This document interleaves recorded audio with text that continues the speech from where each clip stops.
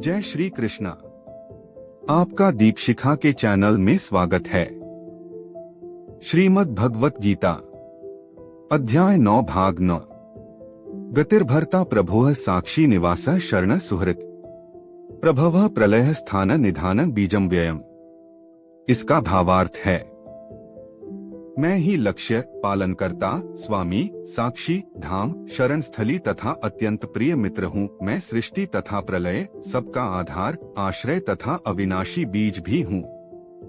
इसका तात्पर्य है, गति का अर्थ है गंतव्य या लक्ष्य, जहाँ हम जाना चाहते हैं।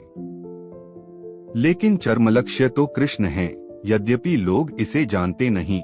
जो कृष्ण को नहीं जानता वह पथभ्रष्ट हो जाता है और उसकी तथाकथित प्रगतियां तो आंशिक होती है या फिर भ्रमपूर्ण। ऐसे अनेक लोग हैं जो देवताओं को ही अपना लक्ष्य बनाते हैं और तदानुसार कठोर नियमों का पालन करते हुए चंद्रलोक, सूर्यलोक, इंद्रलोक, महरलोक जैसे विभिन्न लोकों को प्राप्त होते हैं।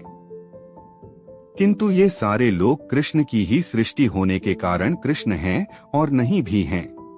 ऐसे लोग भी कृष्ण की शक्ति की अभिव्यक्तियां होने के कारण कृष्ण हैं, किंतु वस्तुतः वे कृष्ण की अनुभूति की दिशा में सोपान का कार्य करते हैं। कृष्ण की विभिन्न शक्तियों तक पहुंचने का अर्थ है अप्रत्यक्षतः कृष्ण तक पहुंचना। आत्म मनुष्य को चाहिए कि कृष्ण तक सीधे पहुंचे, क्योंकि इससे समय तथा शक्ति की बचत होगी। उदाहरणार्थ, यदि किसी ऊंची इमारत की चोटी तक एलिवेटर, लिफ्टर के द्वारा पहुंचने की सुविधा हो तो फिर एक एक सीढ़ी करके ऊपर क्यों चढ़ा जाए। सब कुछ कृष्ण की शक्ति पर आश्रित है। प्रत्येक जीव के हृदय में स्थित होने के कारण कृष्ण परम साक्षी हैं। हमारा घर, देश या लोक जहाँ पर हम रह रहे हैं, सब कुछ कृष्ण का है। शरण के लिए कृष्ण परम गंतव्य हैं। आत्म मनुष्य को चाहिए कि अपनी रक्षा या अपने कष्टों के विनाश के लिए कृष्ण की शरण ग्रहण करे। हम चाहे जहाँ भी शरण लें, हमें जानना चाहिए कि हमारा आश्रय कोई जीवित शक्ति होनी चाहिए। कृष्ण परम जीव हैं। चूंकि कृष्ण हमारी उत्पत्ति के कारण या हमारे परमपिता हैं, अतः उनसे बढ़कर न तो कोई मिल हो सकता है न शुभ चिन्ह। तक कृष्ण सृष्टि के आदि उद्गम और पले के पश्चात परम विश्राम स्थल हैं। अतः कृष्ण सभी कारणों के शाश्वत कारण हैं। तपामेह में हे वर्ष निग्रे नामयुत सृजामि च अमृतन चैव मृत्युश्च सदसच्चाहमर्जुन। इसका भावार्थ है, हे अर्जुन, मैं ही ताप प्रदान करता हूँ और वर्षा को रोकता तथा लाता हूँ। मैं अमरत्व हूँ और साक्षात मृत्यु भी हूँ। आत्मा तथा पदार्थ, सत तथा असत दोनों मुझ ही में हैं। इसका तात्पर्य है, कृष्ण अपनी विभिन्न शक्तियों से विद्युत तथा सूर्य के द्वारा ताप तथा प्रकाश बिखेरते हैं। ग्रीष्म ऋतु में कृष्ण ही आकाश से वर्षा नहीं होने देते और वर्षा ऋतु में वे ही अनवरत वर्षा की झड़ी लगाते हैं।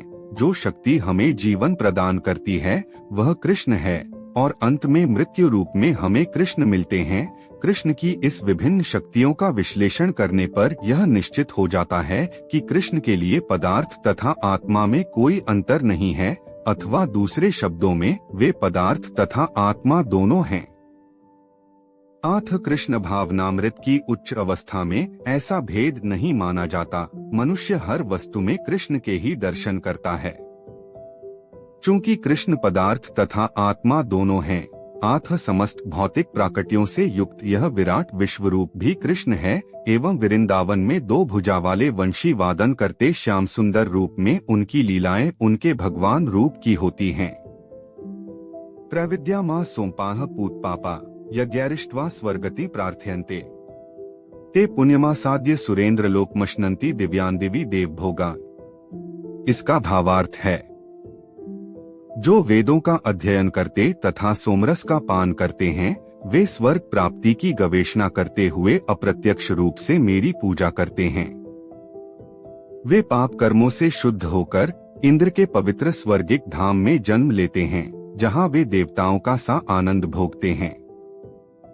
इसका तात्पर्य है, त्रैविद्या शब्द 3 वेदों साम, यजुः तथा ऋग्वेद का सूचक है। जिस ब्राह्मण ने इन तीनों वेदों का अध्ययन किया है वह त्रिवेदी कहलाता है। जो इन तीनों वेदों से प्राप्त ज्ञान के प्रति आसक्त रहता है, इसका समाज में आदर होता है। दुर्भाग्यवश वेदों के ऐसे अनेक पंडित हैं जो उनके अध्ययन के चरमलक्ष्य को नहीं समझते, इसीलिए कृष्ण अपने को त्रिवेदियों के लिए परमलक्ष्य घोषित करते हैं। वास्तविक त्रिवेदी भगवान के चरण कमलों की शरण ग्रहण करते हैं और भगवान को प्रसन्न करने के लिए उनकी शुद्ध भक्ति करते हैं। भक्ति का सूत्रपात हरे कृष्ण मंत्र के कीर्तन तथा साथ साथ कृष्ण को वास्तव में समझने के प्रयास से होता है।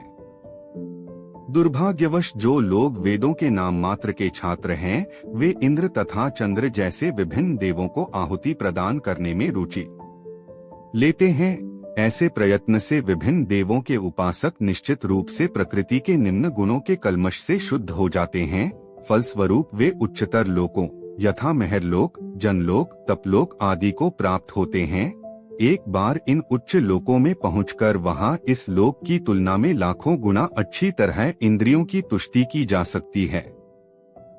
गीता का अगला अध्याय सुनने के लिए चैनल को लाइक, शेयर और सब्सक्राइब जरूर करें।